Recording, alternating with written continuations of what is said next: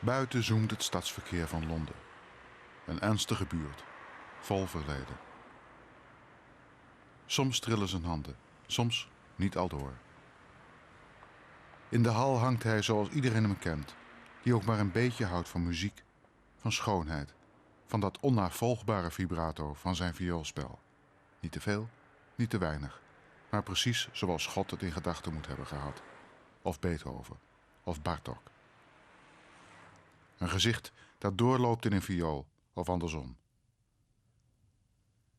Toen hij 12 was en Mozart speelde, kwam Einstein na afloop in zijn kleedkamer, zeggende: "Nu weet ik dat er een God in de hemel is." God is 81 jaar oud als ik hem ontmoet. Zijn moeder haalde ruim de 100. The instant really is the continuity. There's no such thing as an instant divorced from past and future. The instant is simply the present continuity, our life. It's not as if it were an instantaneous photograph of something that didn't exist before or after.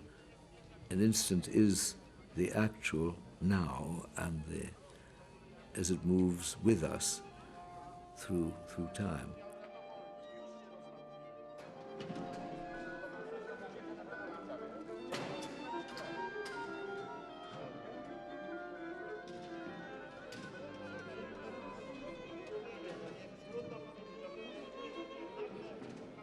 Hij is kleiner dan ik dacht.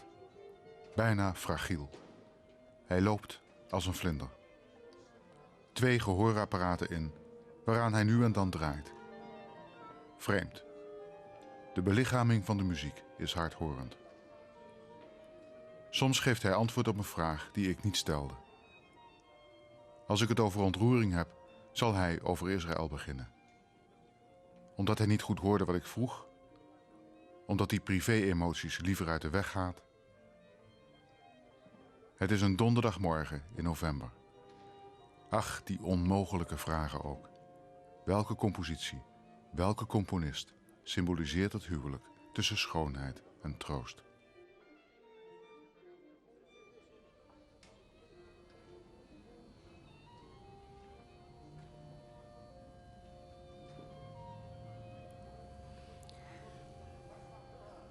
It's very, very difficult. It might even be Schubert. Rückert-Lieder? What? Rückert-Lieder? Yes, yes. I think Schubert.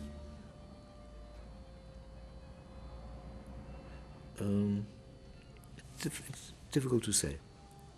Difficult to say. It could be something that makes you cry more than you would otherwise, like the quintet of Schubert with 2 cellos, as the woman, which is intolerable at a funeral. It's absolutely impossible because you just break down. Or it could be something that takes you out of the sadness with serenity.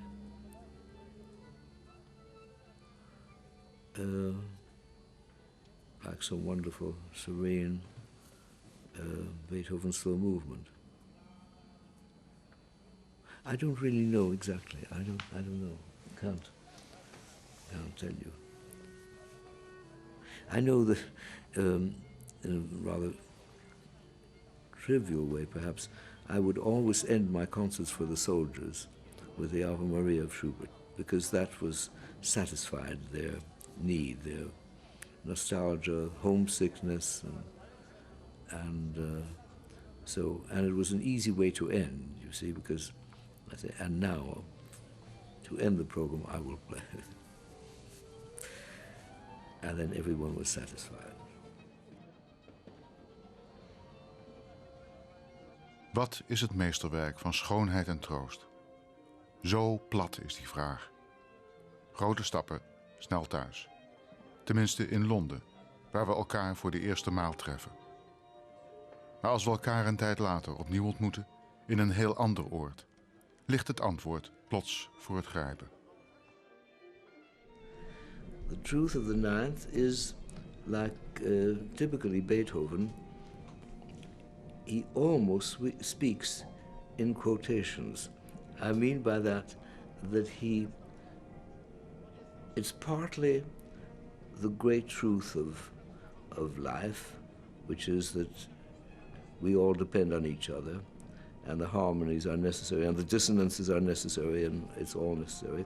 It's also the truth of an axiom, whether it is a literary axiom or a scientific mathematical axiom. Because an equation, a perfect equation, like Einstein's famous equation of matter and energy, reduces to the most economical, actually smallest dimension, a great truth. And the truth is always two elements that equal each other. And in Einstein's case, the most disparate elements that we'd never imagine have a common denominator. They equal each other in a certain proportion, multiplied by the speed of light. All right. And Beethoven? And Beethoven's... The ninth? You can't say a greater truth than two descending fourths. At the beginning of the...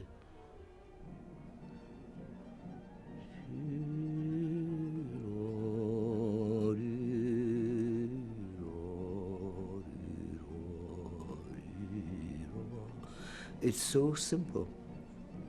You can't reduce it anymore.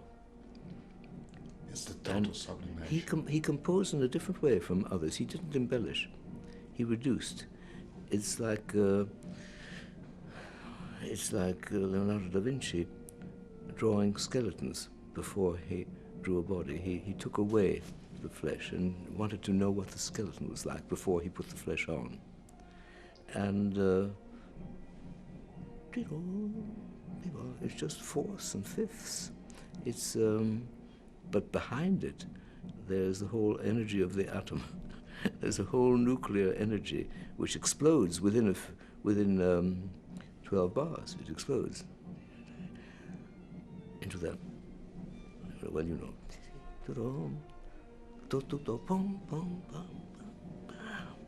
Such will, such determination, such assurance of speaking the truth, of knowing the truth. Because many people think they know, but they don't. Beethoven knew, and he knew he knew. You know, there's a Chinese proverb, which is a lovely one. Men are four.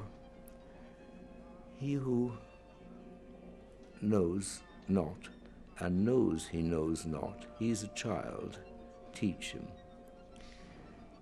He who knows not, and knows not he knows not, he's a fool, shun him. He who knows, and knows not he knows, he is asleep, wake him. He who knows, and knows he knows, he's wise, follow him. Duizenden interviews heeft hij gegeven. Je verwacht vastgeroeste verhalen. Weinig sporen meer van verbazing of zelfs maar interesse. Ook al was hij in de briefwisseling vooraf nog zo enthousiast. Hij wil wel een beschouwing houden over schoonheid en troost. Hij heeft een A4'tje volgekrabbeld met aantekeningen. Maar liever is het hem als we wat praten. Vraag maar. Vraag maar. Maar waar begin je in godsnaam? Na een leven dat aan alle kanten uit zijn voegen barst. Begin je met een enkel citaat uit zijn autobiografie. Dat lijkt aan te sluiten bij het thema. In your book, there's one sentence. I was never happier. Do you remember when it was that you were never happier? There have been a few such. No, I can't remember the specific. It must have been a personal thing. Yeah. I don't think it had to do with any of the public. No. Must have been. Was it when a child was born, or was it a reconciliation, or No. Or some word that was said? No. or some nature. You were in Venice under a summer night sky. Yes. After a concert. Yes, I remember that. Paganini, B minor. A disastrous concert. A disastrous concert. I was totally unprepared. First of all, I thought the concert was going to be at night. And I went to sleep and would have a chance to work and look at the music and refresh, because I hadn't played that concerto in time, for a long time. Instead, as soon as I got into bed, they said, well, why aren't you here? The concert is starting in a few minutes. And it was really a very bad concert. I was somewhat ashamed, because dear Raphael Kubelik came to the concert, and he was sitting with Diana in the audience. And when I came to the cadenza at the end of the first movement of the Paganini B minor, which I remembered perfectly well, I suddenly went totally blank. I couldn't remember the cadenza, so I improvised something or other. It was very, very short. And then I played the final trill and went on, you see, and went on. But, and anyway, I hated the hall. It was an underground hall. Teatro Nuovo. Nuovo, Right. Horrible. And as it was an afternoon concert, and the Italians have the wonderful habit at that time, I don't know now anymore, but at that time you were brought your fee in cash. It was usually a big packet, and my accompanist put it in his back pocket and was visibly higher after the interval than he was before. And so I took the packet, we dashed back to the hotel, and I asked the porter, when is the next train for Venice? And he said, well, it was just half hour or so. We threw our things together, dashed to the station, got on the train just as it was moving, and a few hours later, Diana and I were in Venice. And the worst of the memories of the concert were wiped out completely as we walked onto the gondola and went to the Danieli Hotel. And the relief was immense. The relief was immense. I mean, it was being relieved of a horrible symptom, you know. And it was as if the concert had never happened. The concert, in fact, I was grateful for the concert because we could be in Venice. So it washed off. It's a kind of metaphor for beauty and consolation. Yes, it is. You can only earn your beauty and your consolation. It's the opposite. It's not the music that's the consolation. It's the post-music that is the consolation.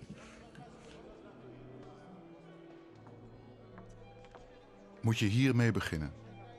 Met een enkele anekdote over die violist die hij ooit was? Of begin je met een jeugdherinnering aan de schoonheid? Toen hij 8 was. Nee, niet die viool, maar Pavlova. De Russische danseres, wier schoonheid hij later zou terugvinden in zijn huidige tweede echtgenote. Ik bedoel, terwijl je je nog afvraagt waar je eigenlijk moet beginnen, en Menuhin zich dat ook afvraagt, zijn we inmiddels al een klein kwartier onderweg. You once saw Pavlova dancing. Yes. Later in your adult life, she came really to life, and your wife, Diana. Yes. Can you still remember Pavlova dancing? Yes. I'd never seen anything as beautiful in a human being. I'd never seen motion, which is basic to our lives. The motion of a beautiful body disciplined into an ephemeral elegance and lightness. As if flying. As if it were flying, as if it were gossamer. And then, of course, one of her famous numbers was the California poppy, which was my favorite flower at the time.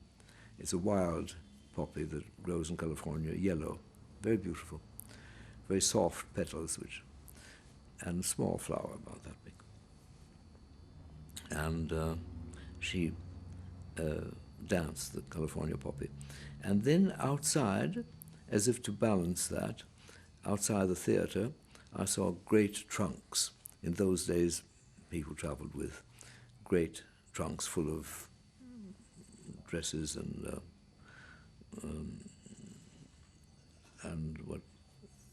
that also awakened in me this feeling of the wandering artist, the wandering from town to town. So that was quite an image which I never lost, because I'd never seen any human being representing so much beauty. And that image continued in my mind until I saw Diana sitting on the pouf in here at Chesham Street, just around the corner, for the first time and during the war. And she was so, not only so beautiful, but so alive and so intelligent and so brilliant, and that it seemed as if it were destiny that made it right. But it didn't come right for about 3 years, during which time I was trying to become free, as it were, and I couldn't bring myself to divorce my first wife. We praten in een doodstille kamer, ingericht door zijn vrouw Diana, de reïncarnatie van Pavlova. Met schilderijen aan de muur van mij onbekenden. Ik vergat hem te vragen wie het zijn. En op een tafeltje in de hoek de jonge Menuhin. Maar misschien is het belangrijker dat we hem filmden tijdens de generale repetitie van de Negende van Beethoven. Het orkest is aan het inspelen. 2 verdiepingen hoger zit Menuhin in de dirigentenkamer. Zo'n onbestemde kamer. Een doorgangskamer voor zoveel dirigenten, dus wat moet je erop hangen? In die onbestemde ruimte bezingt hij de schoonheid en de troost van de Negende. In the first movement there is energy and tenderness. In the second movement it's wonderful contrast between the sort of fireworks of the scherzo and the sort of wonderful rustic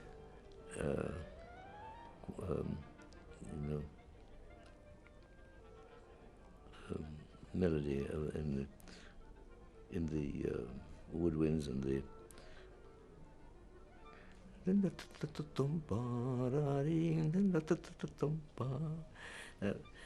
then and the slow movement is quite, for me, that reaches the heights.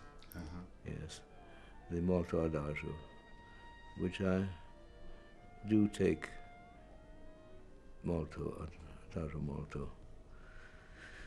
Because again, Beethoven begins with a transparent, almost transparent melody, which later becomes very ornamented, each time more and more ornamented. But the beginning must be in the same tempo as the later ornamentations, when you have even 12 notes to the quaver. So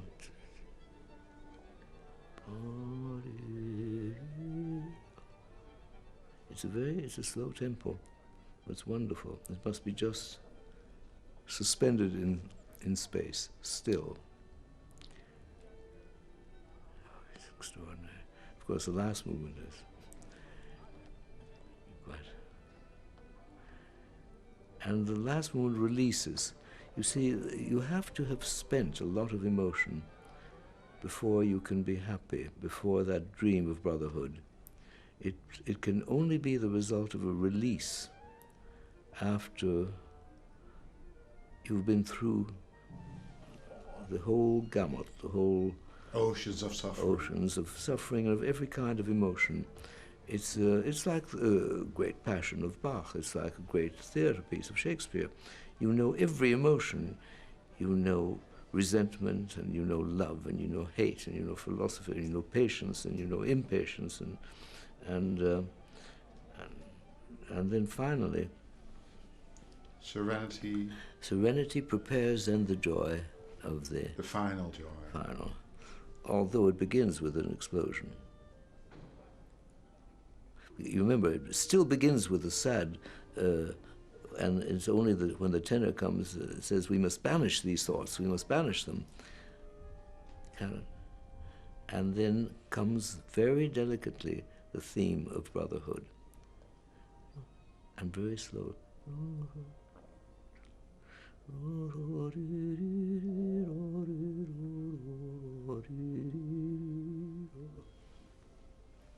And then builds up. Almost the whole last movement is in one tempo. Even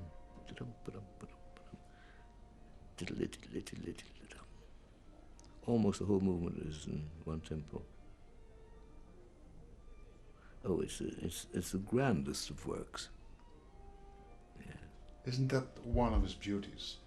Not only the tragedy of life being sublimated into the music, but the iron rhythm of Beethoven. It goes on in the same rhythm. Yes. There you if we talk about sheer beauty. You're absolutely right. There's a continuous thread of approximately one human being with his heart going through, sometimes a little faster, a little slower, but there's basically one chief rhythm going through. Yeah.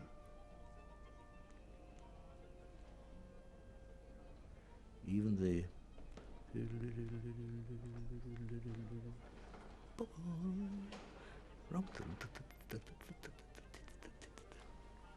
it's the scherzo, two bars of the scherzo could equal one crotchet of the first movement. Could.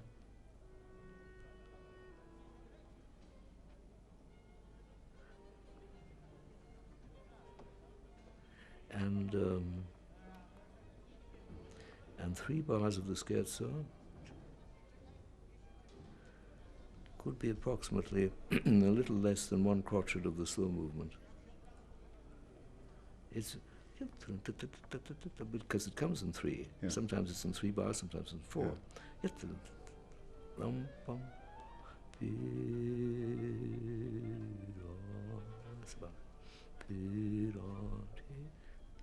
It's about that tempo. It's very interesting when you try to see how the tapestry is woven together. It's an extraordinary unity. Okay, you go down to a rehearsal of one of the masterpieces of Beauty and Consolation. Absolutely, yes. Okay, enjoy it. Thank you. Nice to see you. Nice to see you. Did you have a good trip? Yes, thank you very much, Master. Het is een zaterdagmiddag, ergens op deze schitterende, godvergeten wereld. Als Yehudi Menuhin zich naar een concertzaal begeeft om daar de Negende te gaan repeteren.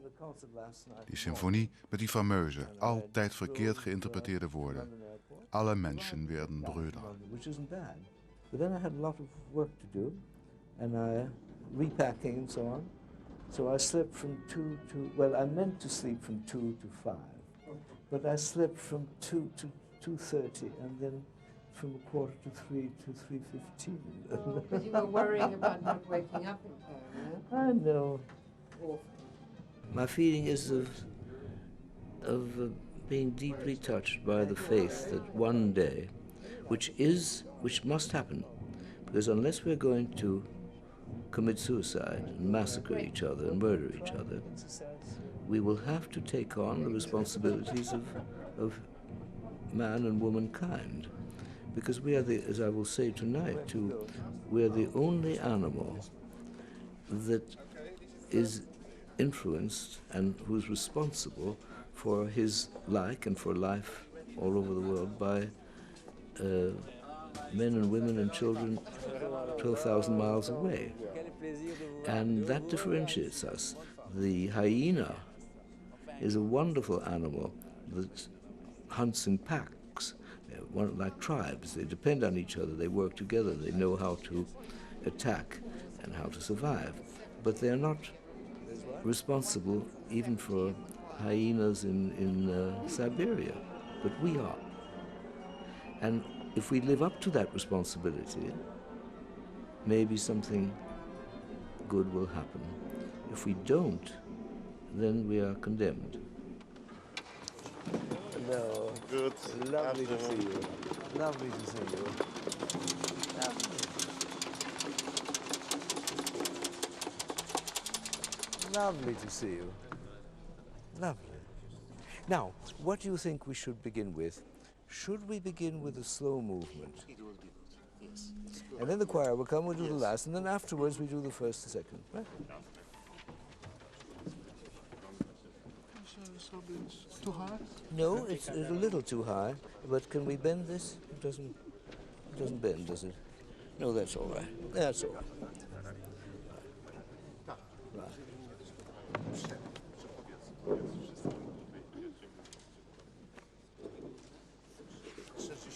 Pierwszy tak, ram, przed i legato. Przed i legato.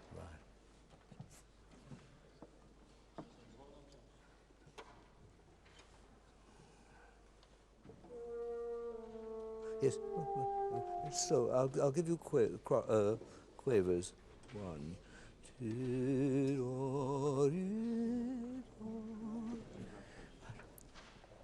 and 1.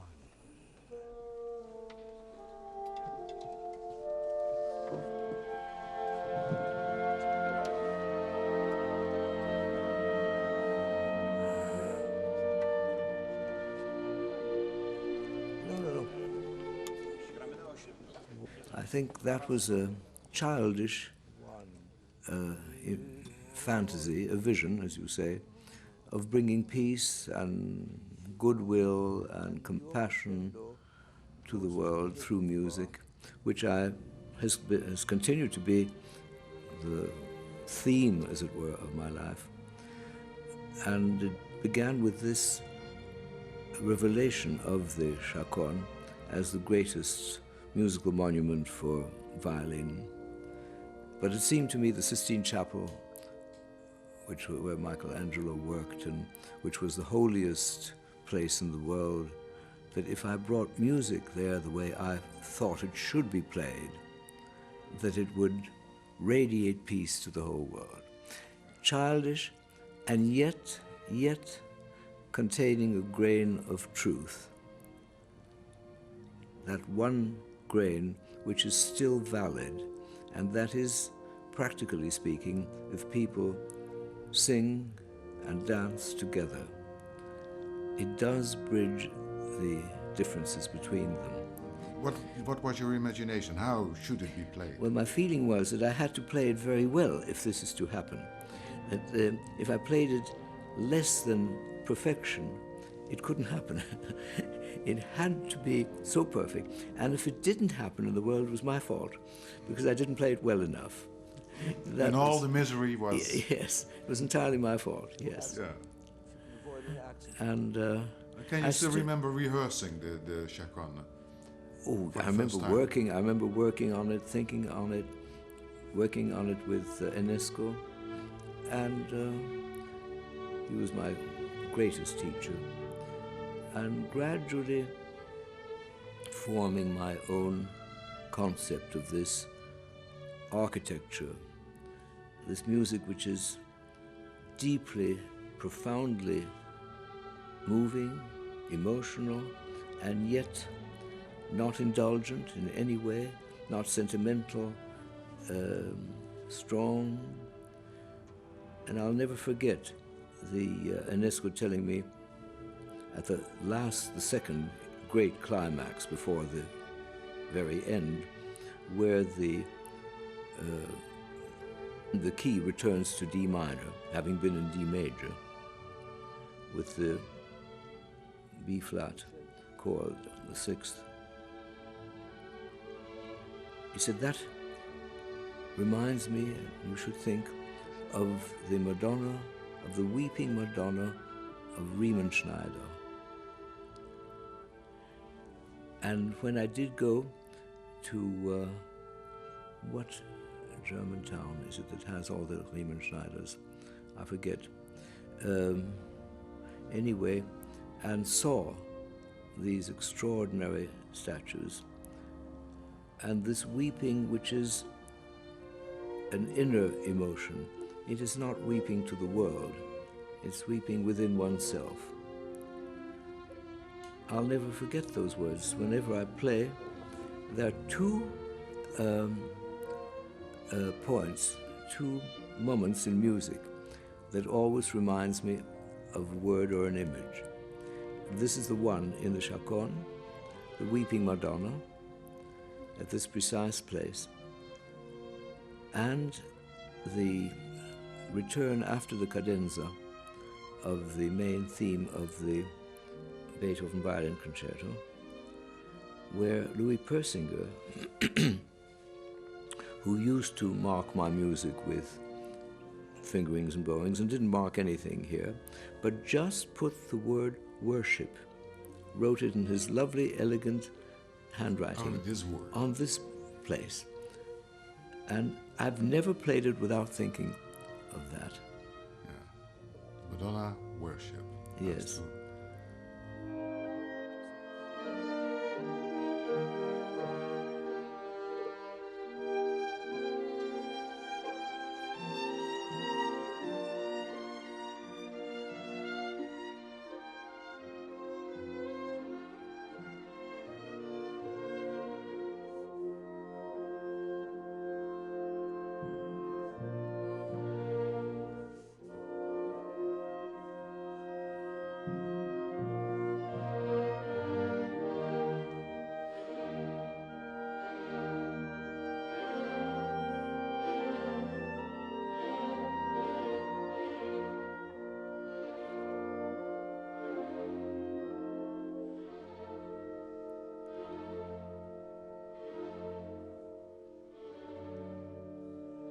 That's too loud. Can you make any more difference? Now that's fine. You'll play it beautifully. The even more freely. You try to play it freely, but it, if you remember D, A, F,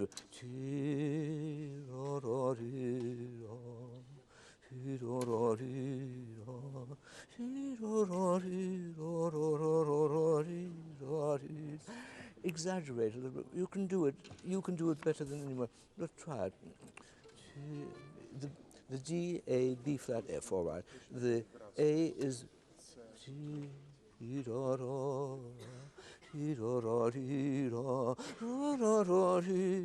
the vorhalte. You know, the appoggiatura. Hold the appoggiatura. Just that one.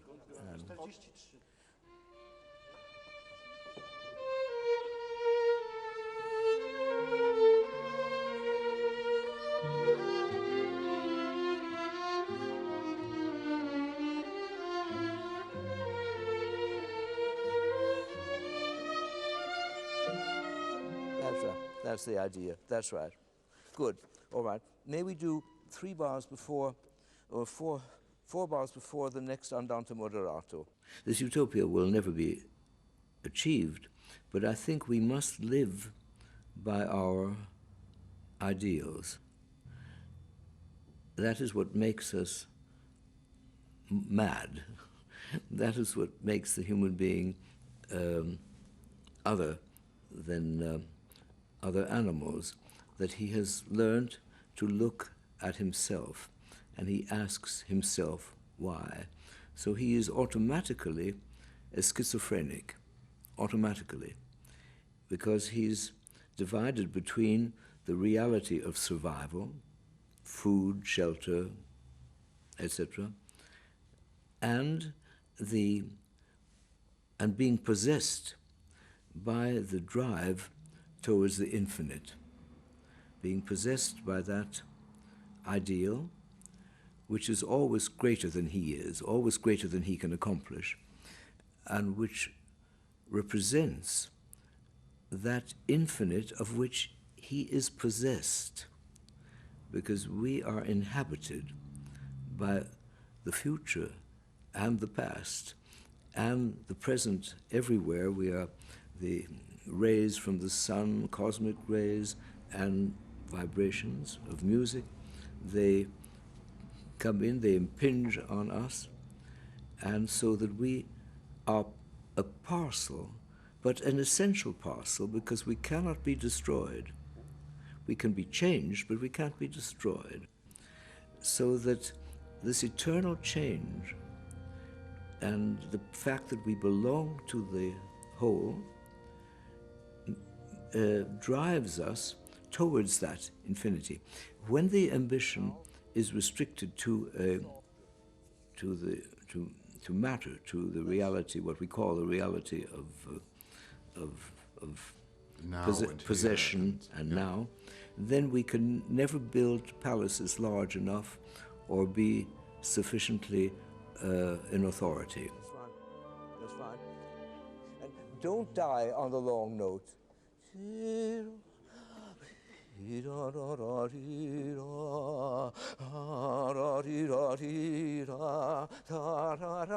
if a little accelerato does, it must live, it must grow. It's a bit the bar before the andante moderato. Pianissimo. We are driven to tyranny and to the greatest excesses because we want to be master of the whole world. We want to have the security through domination. And that is, of course, a very limited security and is self-defeating, because at one point or another, your supporters will turn against you, inevitably. So that it's very rare that a great conqueror or tyrant dies in bed. Very rare. And so that we know that there is something beyond that. But it is the same drive which drives us to religion, I mean the highest religion. I don't mean the fundamentalist reversion to matter. I mean the religion which unites us, because legare, lier, relier, comes from to bind us together, binds us together with the infinite. And that leads us to great art, to music, and was in fact the main component of all the arts in India, of the theocracies. And when we consider the Middle Ages, the great works of art were largely religious, in painting, in architecture, in sculpture, and in music. So that this element in our makeup, the fact that we are possessed by a desire to reunite ourselves with the infinite, that happens presumably at death. It happens through mystical union, and in the crude expression of life, it happens in the desire to dominate, and the fixation upon a fundamentalist creed. This is right, I am right, all the others are wrong or ignorant.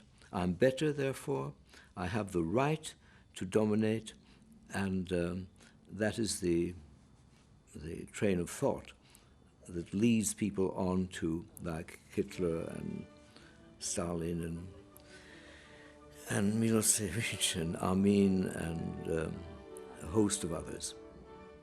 And even little people. It's very difficult to teach people the new creed, which I think must be this one that I was trying to describe. That is, that we are not here to to dominate, but to learn and to serve. What Persinger wrote in those words. The humble servant of the beautiful, rather than its leader or its possessor. Yes. Can we? Yes. Can we hurry it less? Don't hurry. And play it half as loud. And don't hurry. Molto vivace. I know it's fast. Because when we go to forte, da the rum pa pum pa pum, the winds da the rum pa pum pa pum, da the rum pa pum, da the rum pa pum. Let's do the last one. It's the last note. Suffering is when you are isolated, when your pain separates you from the rest of creation, and when you feel that you are a passing fraction which has no value, which can be dispensed with. Well, in truth, no atom can be dispensed with, because it's part of force, of energy and vibration, of which matter is an expression. But it's not matter first, it's energy and vibration first, of which matter is an expression. And maybe before energy and vibration, maybe there's mind, there's knowledge, there's some concept before that. So we don't know, but we are part of it. The diminuendo, we don't get the last notes. And I thought, I'm exaggerating. You've given up our nice bowing. Never mind. All right. Before 6:39. Fast. 6:39.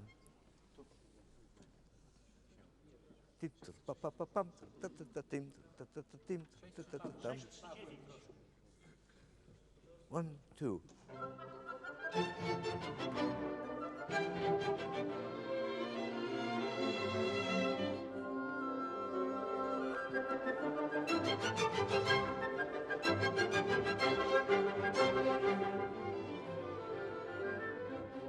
Yes, that is true. I am fortunate in that I don't have to recollect other moments, because music is also a refuge and an escape. Just recently I've recorded all the Schubert symphonies with their wonderful melodies and their light gait, you know, the sort of the Schubert's walking promenade, and the intensity behind some of the apparently light-hearted, tender moments. I mean, those are great emotional experiences, and I can go back to 1,000. Therefore, I naturally prefer to dwell on those, but I keep reminding myself of the gold teeth in the coffers taken from the victims in Germany, which I saw. I keep reminding myself of what is happening now in Africa or in Indochina, or for that matter in China itself, in Tibet. I keep reminding myself I don't have to go very far. There are examples within reach. And trying to reconcile the two worlds and say, how can one affect the other? What does it take to improve? Consoling, of course, is a very important element. Consolation, resignation, but also the will to help, to heal, to improve. And music can serve there as well.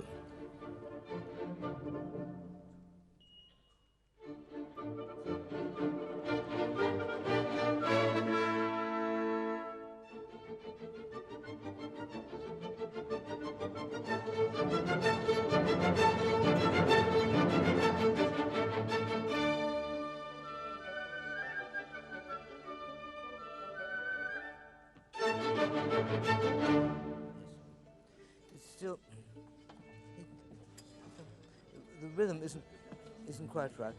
We don't get an accent sometimes. You get an accent every 2 bars. You don't get a You want every 2 bars or every bar? every bar. Yes, Every bar. Yes, every bar. I think it's I always find it important. My brain works crab-wise. When I think of one thing, I think of the opposite. It's as in music, you know. If you do counterpoint, you try to move the voices in opposite directions. Or in fugue, you produce the inversion of the theme.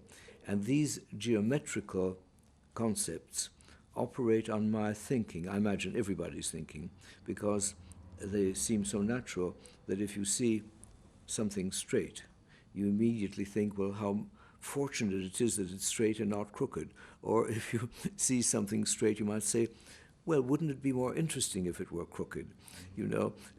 But I always think in opposites. And therefore, when I thought of Consolation with its relationship to sympathy, I thought of the other outlet, which is violent resentment and revenge. I wish it were much more exciting.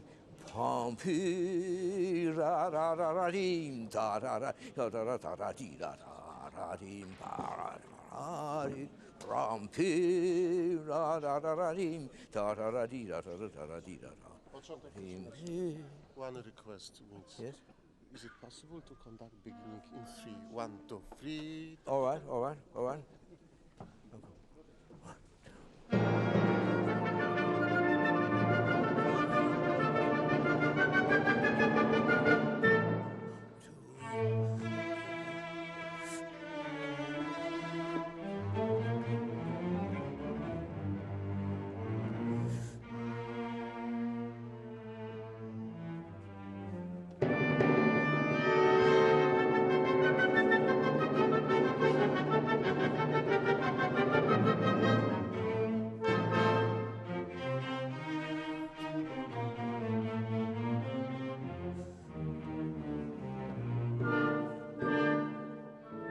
Yes.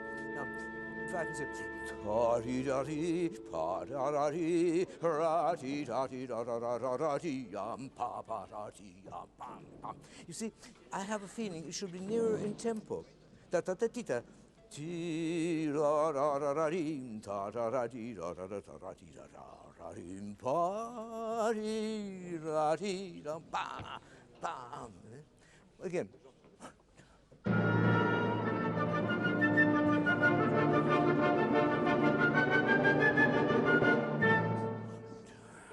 First, they had to be saved, those who could be saved, and then they had to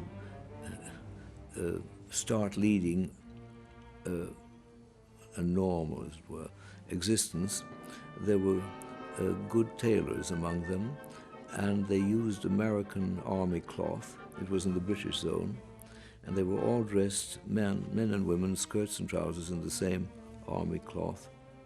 And they'd been liberated about a month or so before. And this was the first music they heard. And it made them feel that they, again, belonged to some form of civilized community. But what must be said, whenever I speak of Belsen, we all automatically think of the unspeakably heinous crimes and the Nazis.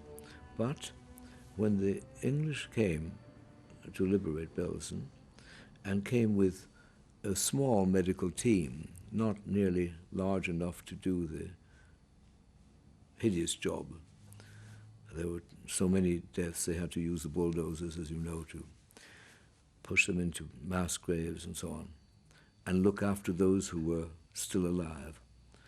They recruited German women and girls from the neighborhood. And these women worked absolutely wonderfully. Even though they may have known the Germans, but I mean, until you see something in front of your eyes, you can ignore it. After all, we ignore a lot that's happening in even if it's around the corner. Even here, even in East London, after all, and people who had slaves ignore that they had slaves. It's the human nature. You protect yourself and you look after your immediate surroundings, environment, and if you can, you isolate yourself. Today we can't do it any longer Today we know we are interdependent. We can't allow a wound to fester in East London and still keep up our standards. But there I always say that because it's important to say that when these German women saw Belsen, they were absolutely shocked, and they worked night and day with the British. That is a fact. But you're standing there together with Benjamin Britten, Yes. playing. Can you still remember the atmosphere? Oh, or yes. your own Oh, yes. psychological reaction? Oh, yes, I can, because there was a mixture of the remaining memories of horror and a disbelief that it had stopped, and at the same time a sort of suspense. It was a period of holding their breath. They were relieved, they were naturally grieved at having lost their families, but they were saved. They didn't know what the world held for them, so that they came still under the shroud of what they'd gone through, and they left with a feeling of hope, of belonging to the world, belonging to the beauties of the past and the promise of the future. And indeed, I continued until only a few years ago, and after all, that is 45. That is over 50 years ago. Until about 5 or 6 years ago, I received still letters from people who had been at those two concerts. There's one victim you never saw again, the Gypsy Boy. I wish I knew what happened to him. He was such a beautiful child. I found him in the hospital, which was a very well-appointed, excellent hospital, which the Germans had in their quarters, where there were beautiful buildings and where the officers and the men danced, and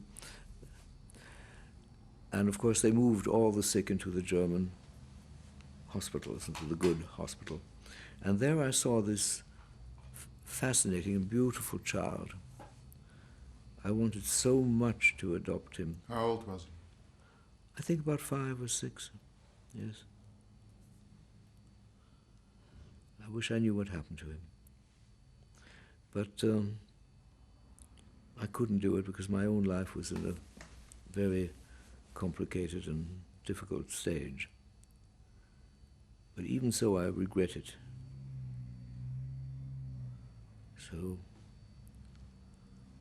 Was music, in those very difficult personal circumstances, a consolation or not even? Oh yes, obviously. Obviously. Perhaps if I hadn't had the escape of music, maybe I would have settled my affairs more quickly. I don't know. But music can be a consolation. Perhaps in this case, had I been forced to, out of sheer survival, my own survival, for all I know, I might have been more determined and ruthless in my decision to be free, as it were. But I don't know. I can't tell. Tochter aus Elysium, Freude, schöne Götterfunken. Can we do just that? Can we all do that? Can someone give the chord, A major chord, A with dominant, you know, your A major, A, open A string. That's right. Right. 1, 2, 3. 1, 2, 3. Tochter aus Elysium. Right? 1, 2, 3. Tochter. What's happening? All right. Can we do the 3 bars? Can we do the 3 bars before? 9:13. 9:13. Tiddle. Best just if you just let them. You visited Belgium for the second time, Yes. years after, Yes, just a few without years Ben ago. Britten. Yes. You wrote in your book, I managed to hold back the tears. I am accustomed to expressing what disturbs me only through music. Yes. I visited Belgium and saw the place I'd known before, and saw it had become sort of a place of remembrance.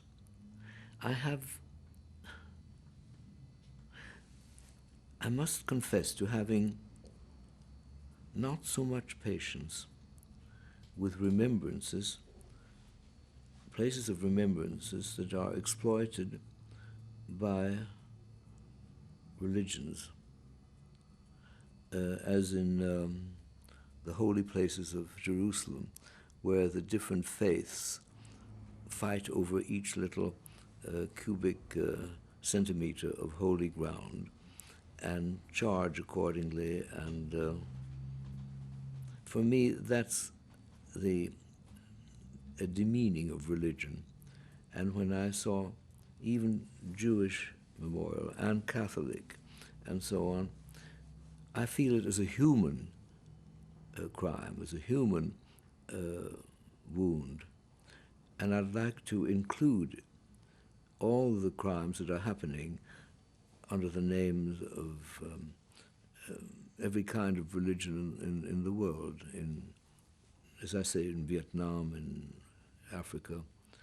And to see this kind of cornered by a particular religion that wants to claim its martyrs, I find, I don't know, that may be a very personal, subjective reaction I have. But I don't like to see flags flying over territory, even religious flags. I'd love to see this memory put into preventive measures for the future, into education, to enlightening people about what their human nature is capable of. Not a flag waving of we suffered, but a flag waving, how can we, but not a flag waving, how can we prevent such abominations from happening? To what extent are we ourselves responsible for them? Because every person is to a certain extent guilty. Everybody, even if it's only infinitesimal. And I think until we recognize that we are all capable, under certain circumstances, of behaving terribly, and put on guard against ourselves and what can save us and prevent that happening, until we do that, all the rest, look how we suffered. And the Jews who've survived, I mean, 2 generations ago, they are still claiming material rewards for people who have long since disappeared and who cannot receive the reward. Instead of giving it, if there is anything to give it towards preventive efforts in education and in every other field of art and sport and craft and social work. But to claim that as your own right and to put a price on the heads of those who were killed and say that price belongs to me, I can't accept that as anything I could agree to. You are Jewish? What have the Jews lost since the foundation of the State of Israel? They've lost their innocence. Until they became a state, they really did observe the 10 Commandments. They did not kill. They were honest. They had good family life they had. And since they became a state, they have had to become what states become, that is, the right to kill. The first characteristic attribute of a self-respecting state is the right to kill, and the only right to kill. Nobody else has the right to kill except the state. And even though we have gone far beyond it in England and in Holland and in enlightened states, unfortunately the Jewish state, Israel, had to apply rather brutal measures to establish itself. And I think the Jewish mission is to prove to the world that there can be reconciliation between former enemies, that Jerusalem can become a city of peace instead of being a city of sacrifice. From Jesus' sacrifice and the Jewish sacrifices, from the Roman days, from the Babylonian days, it has always been a city where thousands and thousands of people have been crucified, murdered in the name of religion. It's continuing. And unless both sides can speak like that and say, let us embrace and let us share and let us change the world, if they could do that, it would be an example for the whole world. And I think if Israel has a mission, this is the mission. Still to be accomplished. Still to be accomplished.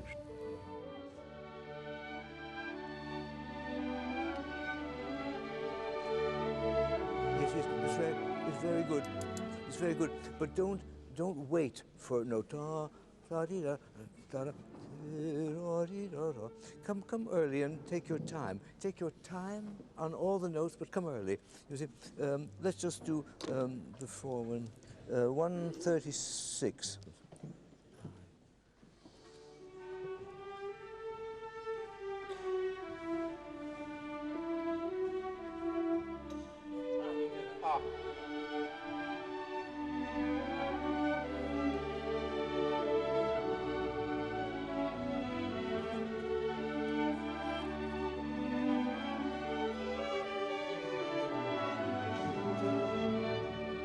We need security, but we need change. We need beauty and we need cruelty to compare it. Yes, also. Evil is to a certain extent the other side, but then you mustn't go too far with that, because there's a lot of evil that we could avoid if we tried. We can't take it just passively and say, well, it's got to be. It doesn't have to be. There's so many idiotic things, stupid things, ignorant and cruel things that are not necessary in our education and in our society. But nonetheless, there will always be enough cruelty, enough pain. Yeah. There will always be. We'll never do it. And it should be that way. We are human beings. We are liable to every kind of disappointment, to accident, to dependent on the whims of destiny. And I have this organization called Live Music Now, and in England we give about 2,000 concerts a year, in France and Germany and so on. And we go to prisons and hospitals and terminal homes and factories and mines and so on and so forth. And once I was going with a group of French musicians to one of those hideous prisons, not far from Paris, which seemed to have walls within walls, and grim, horrid, not a blade of grass, not a plant, nothing growing there at all, except human beings incarcerated. And we came and we played music, quartets and beautiful music, which always has its maximum effect, as I'd learned during the war, for people who are in a sad condition, nostalgia or very far away from home or ill, or as in the Aleutian Islands in those days. And we played, and there was a great response. And then when I was walking away, between, I think there were 3 walls. There was a center part, you went through a courtyard, another wall and another wall. And as I came to the last wall, one of the prisoners came and brought me a rose. Now, I can't quite describe what a rose meant in those circumstances. Under those circumstances, because it was as far away as a vision of paradise would be here in a prison camp. Or so. It's something which was so completely out of context. If he had brought a rag which would be painted, that would be an offering of its own. But a rose between those grim walls was something I couldn't believe. But it meant so much. Where it came from, I don't know.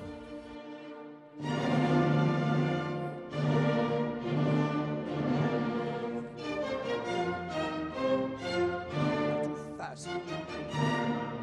Not too fast.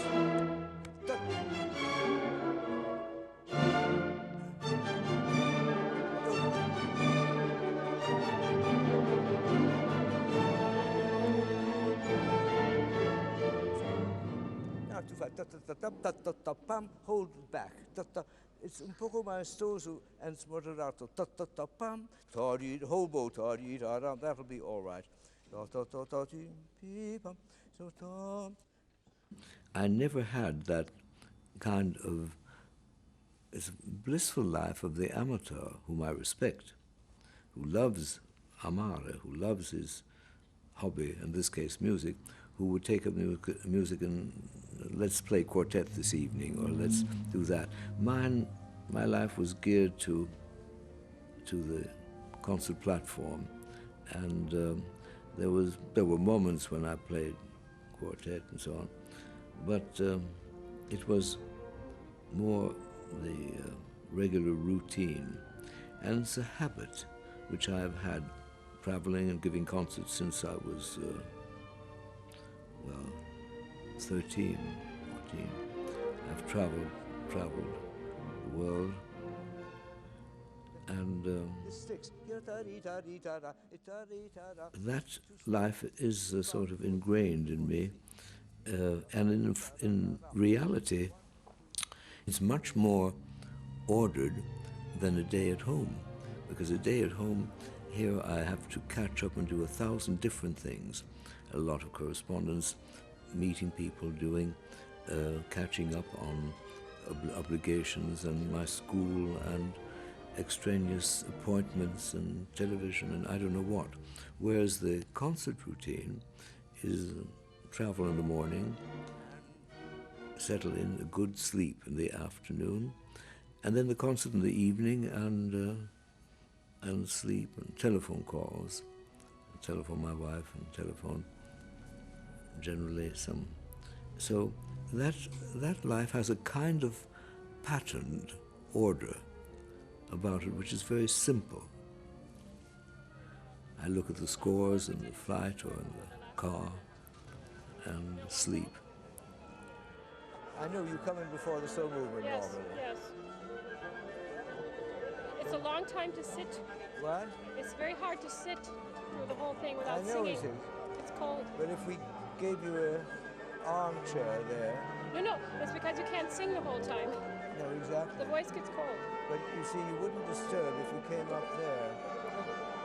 Well, we don't want to be disturbed. I don't know. Let's try it there and see. And if you don't like it, we'll go from it. Well, I'm afraid you won't like it. Well, no, I just want to try it. Yeah. I want to see what it's like. If it doesn't work, we go from it. Depends, of course, a great deal on what dresses you wear. Yes, of course. Well, you're not going to see me way back there. I'll tell you that right now. We need to finish. Yes. We need to finish at 6:15. So you have an hour.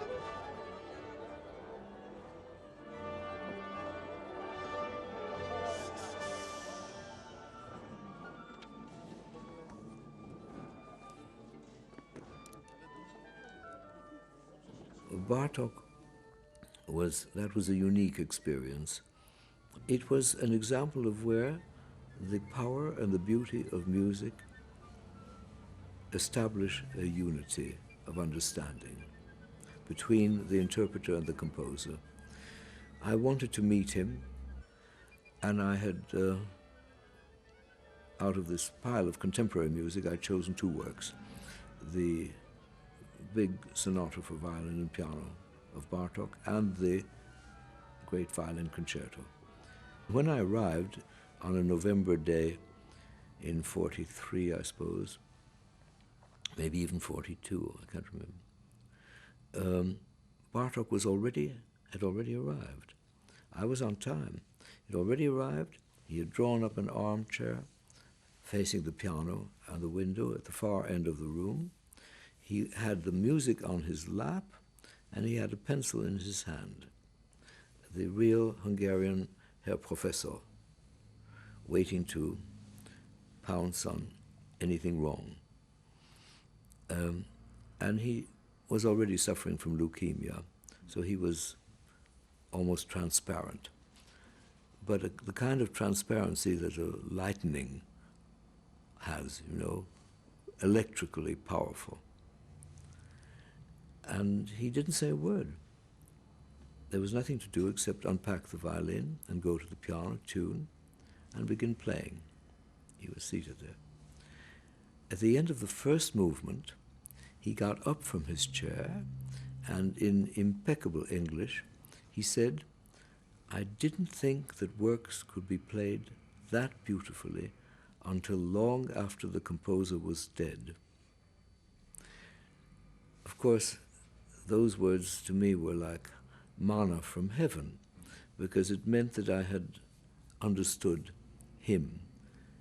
Not only the music, but I had understood the man, perhaps better than many people who would have only talked to him. What did you understand in playing so wonderful? I understood the man who controlled a tremendous, powerful violence with the serenity and the passion for goodness and understanding, very like Beethoven, very, very, and also the quartets follow the same evolution.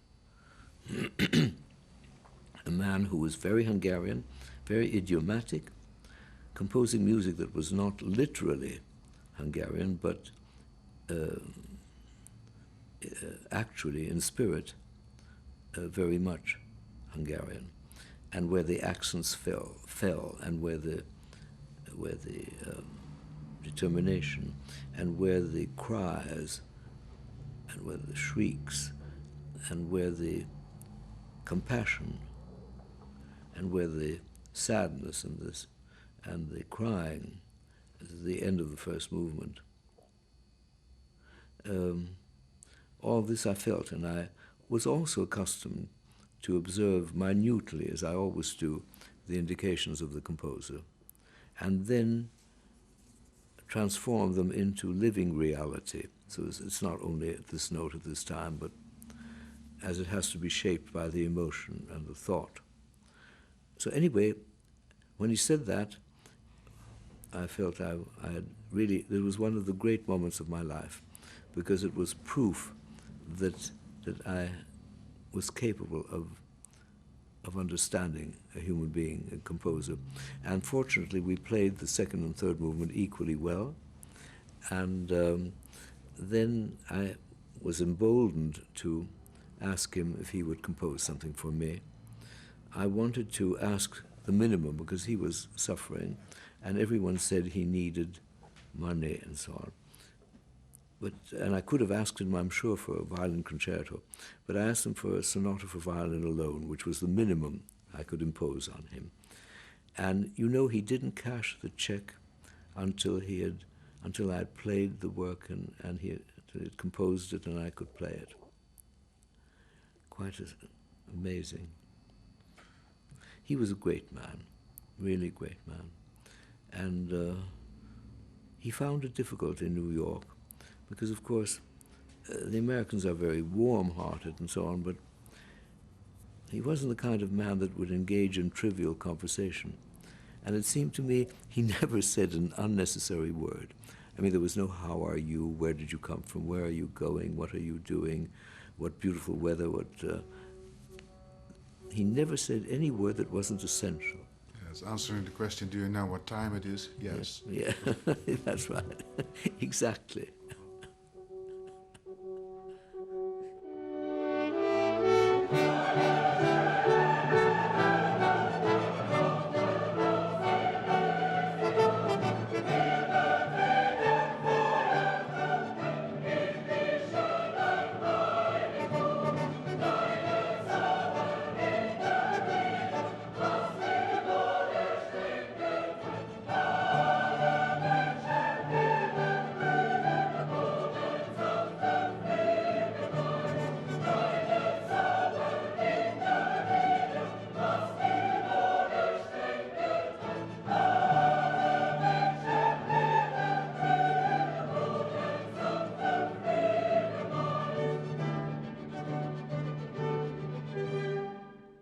The norms of beauty resemble very much the norms of beauty in a woman, in nature.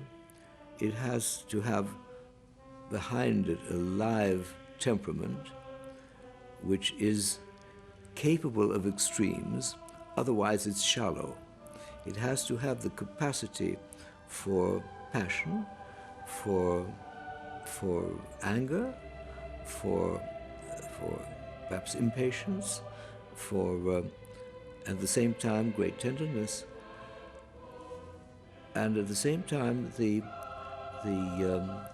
warmth and the promise and the hope, and then the norms of beauty which are rather in terms of what we need and feel, they're rather rounded than jagged, you know, the isolation of the jagged. Although you can have cruel landscapes that have a certain beauty. The most devastating and depressing landscape I've ever seen was in the Greek island, where they had a huge volcanic eruption 2,000 years ago, and where half the island is covered with black lava. That black lava is still hot and has horrifying shapes, jagged and sharp, where you cannot walk on it. It's like hell. If you imagined hell, that would be hell. And heaven would be a wonderfully fertile land producing grazing and olives and fruit and so on. And we have today art that is perhaps a little too near the real. By that I mean that art must sublimate the violent in a way. It must communicate it. As I said, the beauty of a woman who has all these capacities and at the same time has the proportions.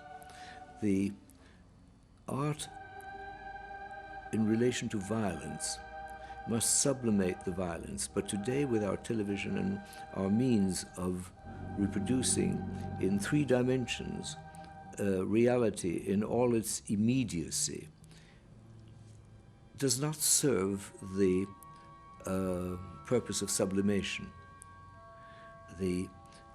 You can depict, like Goya, the horrors of assassination, but there is still some redeeming message there. You don't actually see the blood run. There is that difference. The motion picture and the television in color and all have brought us closer to the unsublimated reality. And as such, it induces either the most violent reactions, or it induces a kind of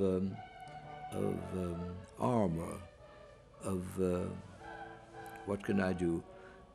It happens every day, and we can't do anything about it. A kind of thick skin, which has to protect itself, because if it reacted all the time, it couldn't continue with its own life.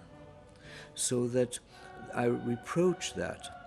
There isn't that kind of art that sublimates, because Beethoven can be very violent and use dissonances of half tones with power and intransigence, and which really strikes you. But it still is sublimated, because it isn't the actual act of violence. And so beauty doesn't have to be all the time serene and so on, though we need that too. We need serenity, we need meditation. But if it sublimates our basic emotions, our drives, it can contribute to a civilized society.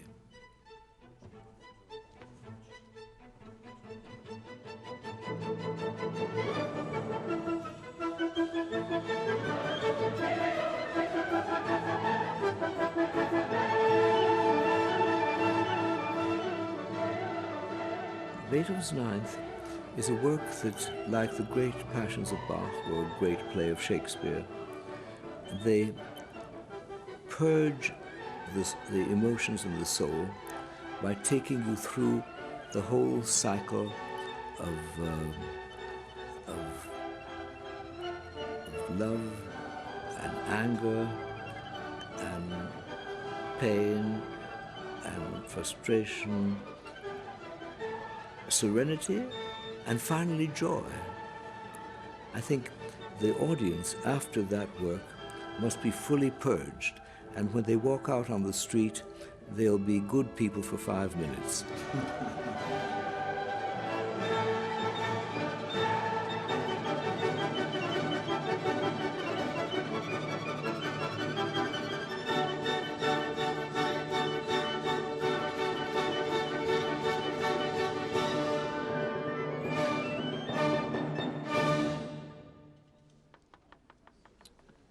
Wonderful choir. Wonderful, bravo. Thank you very much.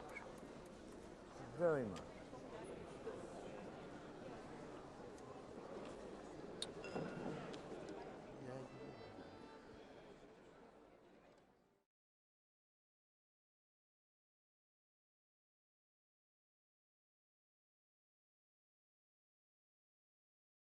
According to the promised heavens, it's an impossible place. I don't believe in heaven or hell. I believe that you make your own heaven and hell to a certain extent on earth, and other people contribute to it. My heaven, the good things that I enjoy, are largely dependent on all other people and what they bring to my life. That's why I'm very fortunate. I'm very modest about my good fortune, and I want to repay it in a way to try to ensure that it's going to continue. There's an element of reciprocity there between my life and all other lives. So that's the ongoing exchange and change that happens. And we are always looking for change. We need security, but we need change.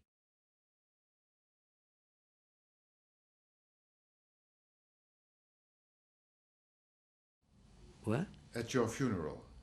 At my funeral? Is there some music to be played? Well, I can't decide. I have suggested that it should be a happy occasion and a rejoicing and no weight and nothing. But because I don't like the formal, black, and I don't like it. One lives one's life. It's been a very good life, wonderful life, and people should feel, well, that's fine, and let's move on. I don't want a trauer, if not. Not a kind of tragedy. Tragedy. I wouldn't like that. No, just an instant. I died, go on. Yeah, that's it, yes.